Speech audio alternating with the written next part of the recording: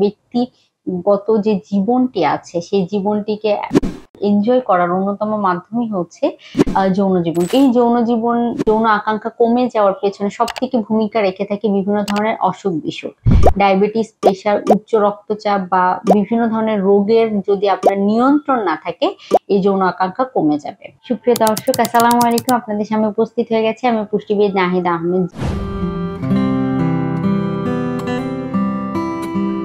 সুপ্রিয় দর্শক, আসসালামু আলাইকুম। আপনাদের সামনে বরাবরের মতো উপস্থিত হয়ে গেছে আমি পুষ্টিবিদ নাহিদা আহমেদ। আজকে যে বিষয়টি নিয়ে কথা বলবো সেটি হচ্ছে যৌন শক্তি কমে যায় কোন কোন খাবার গ্রহণ করলে।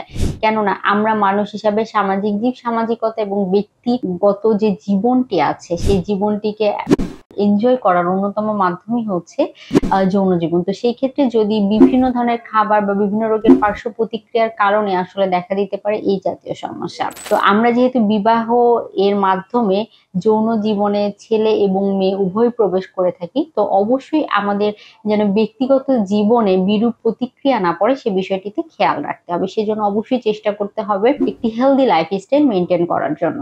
কেননা এই যৌন আকাঙ্ক্ষা কমে যাওয়ার পেছনে সবথেকে ভূমিকা রেখে থাকে বিভিন্ন ধরনের অসুখ বিসুখ, ডায়াবেটিস, প্রেশার, উচ্চ রক্তচাপ বা বিভিন্ন ধরনের রোগের যদি আপনার নিয়ন্ত্রণ না থাকে এই যৌন আকাঙ্ক্ষা কমে যাবে। বিভিন্ন মেডিসিনের সাইড ইফেক্ট দেখা দিতে পারে।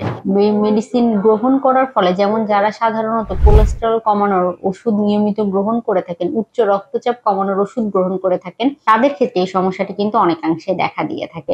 তো আপনার যদি অসুখ থাকে সেই অসুখটি নিয়ন্ত্রণের চেষ্টা করতে হবে।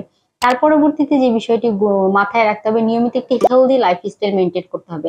আপনার শরীরে কোনো অসুখ নেই কিন্তু আপনি সারাদিন শুয়ে বসে থাকেন, তাহলেও দেখা দেবে যৌন আকাঙ্ক্ষা ধীরে ধীরে কমে যেতে পারে। এই জন্য মাথায় রাখতে হবে নিয়মিত হাঁটা চলাফেরা করতে হবে। সম্ভব হলে প্রতিদিন নিয়মিত 30 মিনিট হাঁটার চেষ্টা করতে হবে। এর পরবর্তীতে যে বিষয়টি মাথায় রাখতে হবে, অতিরিক্ত ওজন জনিত সমস্যা যাদের মধ্যে থাকে তাদের মধ্যেও কিন্তু এই যৌন আকাঙ্ক্ষা কমে যাওয়ার যে সমস্যাটি আছে সেই সমস্যাটি দেখা দিয়ে থাকে। সেই জন্য অতিরিক্ত ওজন থাকলে সেটি নিয়ন্ত্রণে নিয়ে আসার চেষ্টা করতে হবে। এরপরে যে খাবারগুলোর কথা বলবো, অতিরিক্ত পরিমাণে ধূমপান করলে যৌন আকাঙ্ক্ষা কমে যায়। অতিরিক্ত পরিমাণে মদ্যপান বা অ্যালকোহল গ্রহণ যারা করেন তাদের ক্ষেত্রেও যৌন আকাঙ্ক্ষা কমে যায়। তার পরবর্তীতে ট্রান্সফ্যাট জাতীয় খাবার, ডুবো তেলে ভাজা খাবার, টেস্টিং সল্ট জাতীয় খাবার, প্রক্রিয়াজাতকৃত খাবার যেগুলো আছে সেগুলো গ্রহণ করলে যৌন আকাঙ্ক্ষা কমে যায়।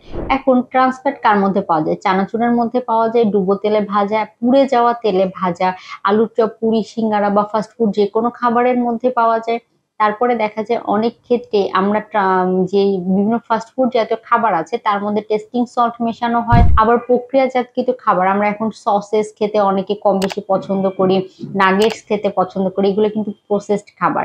তো এই প্রসেসড খাবার নিয়মিত গ্রহণ করার মাধ্যমে কিন্তু আপনার এই সমস্যা দেখা দিতে পারে। আবার আমরা কি মনে করছি যে চানাচুর, স্বল্প ক্ষুধে আমরা চানাচুর গ্রহণ করতে অনেকে পছন্দ করি, চানাচুরেও কিন্তু ট্রান্সফ্যাট পাওয়া যায়। তো অবশ্যই আপনাকে সচেতন হতে হবে খাবারের বিষয়ে। বাড়িতেও একই তেল দুইবার ব্যবহার করা যাবে না। রাস্তার ধারের খাবারগুলো গ্রহণ করা থেকে এড়িয়ে চলতে হবে। ফাস্টফুড জাতীয় খাবার চেষ্টা করবেন সপ্তাহে একদিনের বেশি গ্রহণ না করার জন্য। আবার চেষ্টা করতে হবে যে অতিরিক্ত তেল মশলা জাতীয় খাবার যেগুলো আছে সেগুলো থেকেও বিরত থাকার জন্য। তাহলে দেখা যাবে আপনি একটি হেলদি সুন্দর যৌন জীবন উপভোগ করতে পারবেন। ধন্যবাদ যারা শুনছিলেন, আশা করি এই টিপসটি মেনে চলার চেষ্টা করবেন।